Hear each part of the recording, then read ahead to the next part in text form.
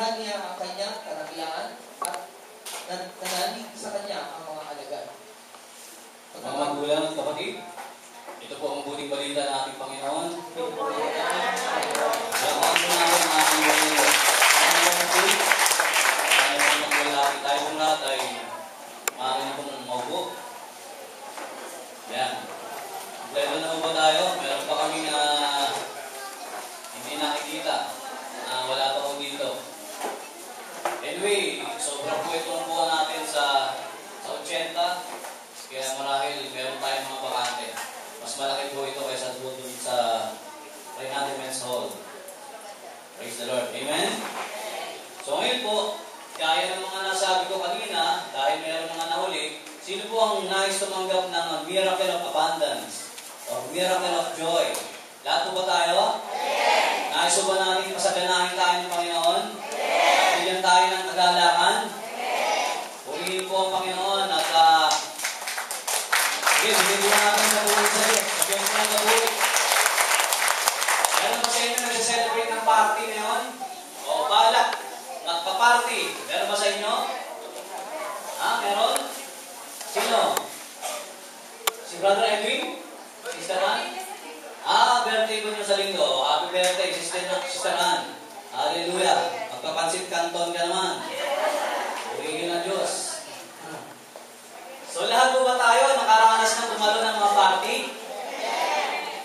Ito pong IWTO principles ay gusto ko pong i-share sa inyo sa pamamagitan po ng gospel na ating binasa. So hindi ko na po papakatagalin pa. Yung letter I po ay tatawagin natin invite Jesus. Ang sabi sa tabi mo, invite Jesus. O invite Him. Sa lahat po ng ating mga social life, physical life, emotional life, financial life, o anumang klase ng aspeto ng buhay, o anumang party ng ating buhay, o balak natin magpa-party sa ating buhay, kinakailangan po, invite natin ang Panginoon. Dahil si Lord po ay available. O, napaka-extreme naman nung ibang mga aral na, huwag ka nang umatay ng party, anak. Huwag ka nang pumunta dyan sa kasalan. Huwag ka nang pumunta dyan sa mga binyagan. Huwag ka nang pumunta dyan sa mga kahit anong pang party. Masama yan, anak. Napaka-extreme naman nila. Bakit? Ipinapakita po sa atin ang Ebanghelyo na ang Panginoong Jesus ay available doon sa party na kanyang pinuntahan. Invited po siya. Amen? Amen. Kaya sa lahat po ng party na ating gagawin, imbitahan po natin si Jesus. Anyayahan natin si Jesus. Kahit sa panonood natin ng sine, panonood natin ng TV, DVD, and so on and so forth, Facebook, tweet, vlog, and so on and so forth, invite natin ang Panginoon. Dahil kinakailangan po, siya ay naroon sa lahat ng ating mga ginagawa sa buhay. Kaya hindi po masamang magpa-party. Pagsabi nga sa katabi mo, extreme yung aral. Pati paliligo sa dagat, masama na rin daw. Kaya may nakita ko, yung mama naliligo sa dagat, wheelchair, naka-Amerikana, naka-potentay. Bakit masama daw maligo nang naka-short? Kung kasama ang Panginoon sa maliligo sa dagat, walang masama. Amen? Can you say amen? Amen. Ang mahalaga, inaanyayahan natin si Jesus. Katulad po dito sa ating binasa. Inimbitahan nila si Lord na dumalo sa kasalan sa Kana. Tama? Tama? So hindi masamang umatin ng kahit anong klase ng social life o mga sosyalan, puno, hindi masama. Basta naroon ng Panginoon. Diba Ate Namet, naalala mo, ini-invite mo kami parati sa mga party ng mga friends mo para lang ipag-pray sila, para makapag-preach kami ng salita ng Diyos. Diba? Amen? Marami sa inyo dito. Ayan yung mga kapatiran natin sa Fairview. Ini-invite kami nila Sister Lumin, nila Sister Ligaya, maging sa New Life. Pag meron sila mga birthday party, ano mang klase ng handaan, naroon kami. Tama yun walang masama doon. Pero kung sasabihin natin, masama yun, bawal yun. Huwag na lang. Anong bawal? Pag sasabi mo, anong bawal? Anong bawal? Anong bawal yun? Pakibasa mo nga, brother, kasama ko yan sa buhay. Sabi natin sa verse 1 hanggang 3. Nasaan yung sinasabi kong inanyayahan nila si Jesus? Sa verse 1 hanggang 3, ito po yung ating mababasa. At makikita, pati sa mga pangangailangan natin sa buhay, kung wala kang pera, imbitahan mo si Lord sa financial life mo. Amen?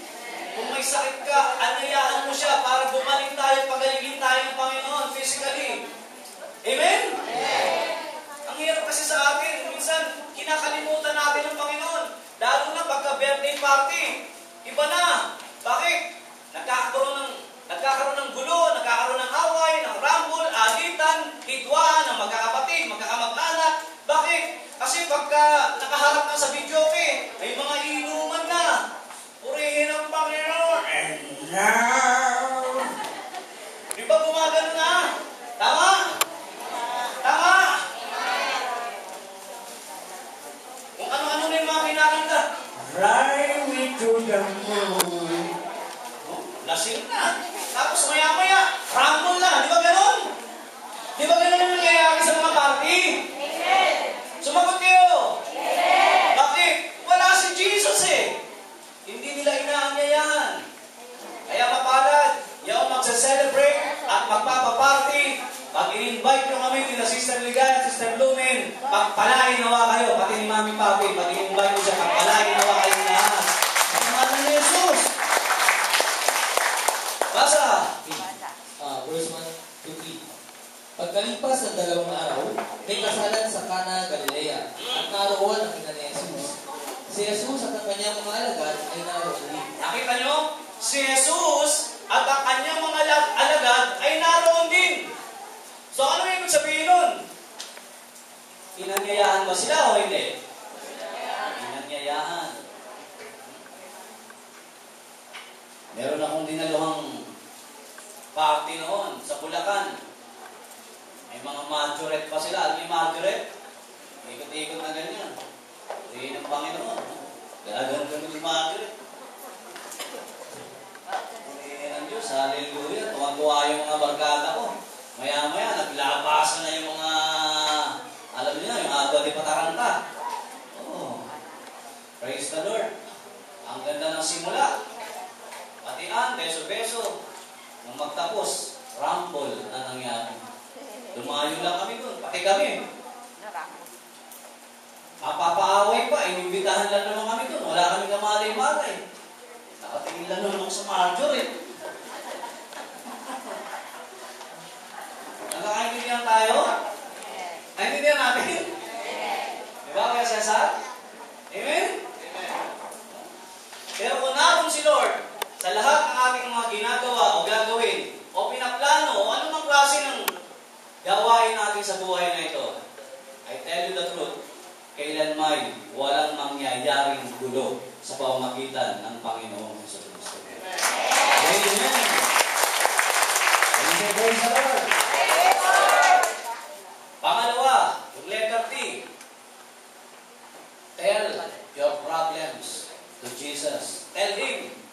Sabi sa tabi mo, sabihin sa Kanya. Si Mama Mary, mayroong problema dito sa gospel. Meron siyang problema. Verse 4, brother, basahin mo. Ano yung problema ni Mama Mary? Ano yung sinabi niya sa kanyang anak?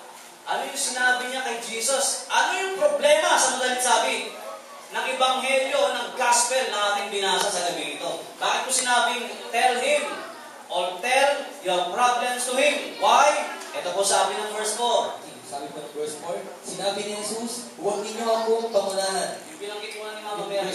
Verse 3 hanggang 4. Kinapos ng alak, kaya sinabi ng ina ni Jesus sa kanya. Naubusan sila ng alak. Kinapos ng alak, kaya sinabi ng ina ni Jesus sa kanya. Sinabi, huwag ninyo akong pangunahan. Hindi na. Hindi pa ito ang panahon ko. So ano yung problema? Sa madaling sabi, kinapos sa alak. Kulang sa alak. Tama? Tama ba? Si Mama Mary, nagsabi kay Jesus, anak, kulang na tayo sa alak. Wala nang inumin. Hindi ito yung alak na agwa di pataranta, ha? Baka magpaparty kayo, bumili kayo napakaraming mga alak. Kasi sabi ni Brother Eli, hindi daw masama magpaparty. No, hindi ito alak, ito ay juice. Grape wine ito. Grape juice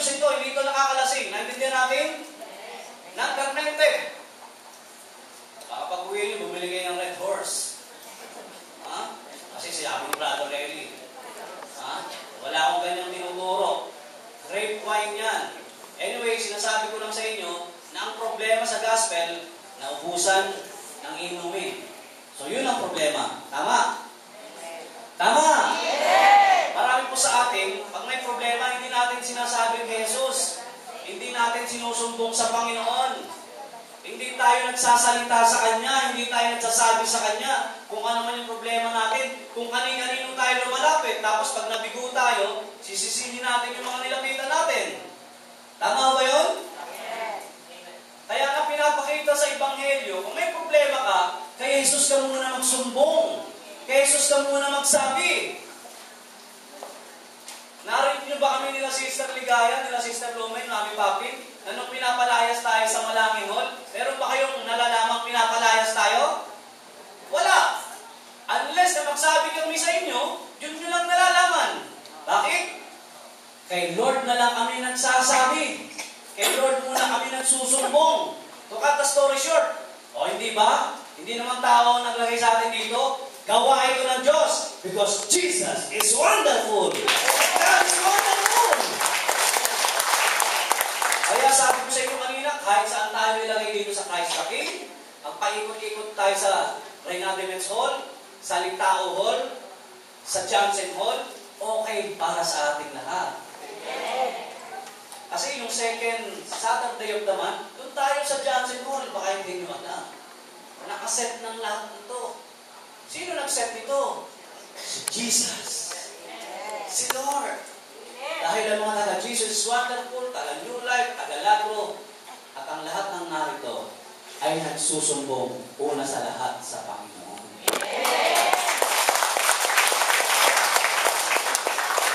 Pero kapag kay Jack ka ng sumbong, patay kang bata ka, kapag kay Jack ka ng sumbong.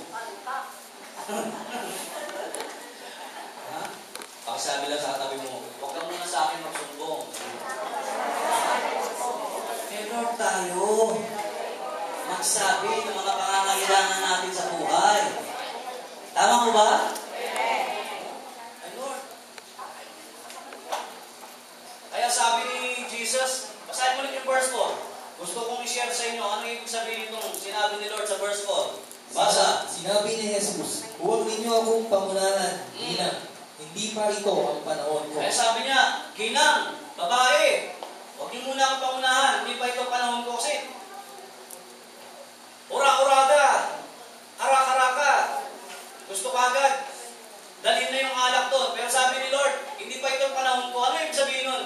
Gustong ipakita ni Jesus kay Mama Mary at sa mga disciples niya, listen to this, na hindi lamang siya anak ng tao. Gusto niya rin sabihin, babae, ginang, mga disipulo ko, hindi lang ako anak ng tao, anak din ako ng Diyos, anak ako ng Diyos. Kaya sabi niya, hindi ko pa panahon. Kaya pakisabi ko ulit sa tabi mo, pwede ba wag mong utusan si Jesus? Minsan pag nagsusumbong tayo kay Lord, inuutusan natin siya eh. Naalala niyo yung total, konti lang nakarinig mo sa Lagro. Naalala niyo ba yung kwento ng isang babae? Naghahanap ng boyfriend. Mga taga-Lagro lang nakarinig dito. Naghahanap ng boyfriend. At age of 30, nagpe-pray siya, sabi niya, Panginoon, give me a good man. Yan. Good man. Pagdating ng 33, sabi niya, Panginoon, give me any man. Yan. Pagdating ng 35, sabi niya, Panginoon, give me a man. Pagdating ng 40, nagaling niya, sabi niya, Lord, naman!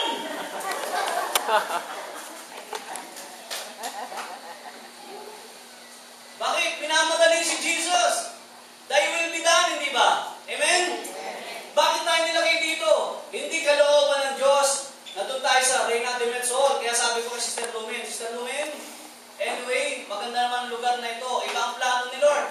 Dito tayo nilagay, nilob ito ng Panginoon. Hindi ba?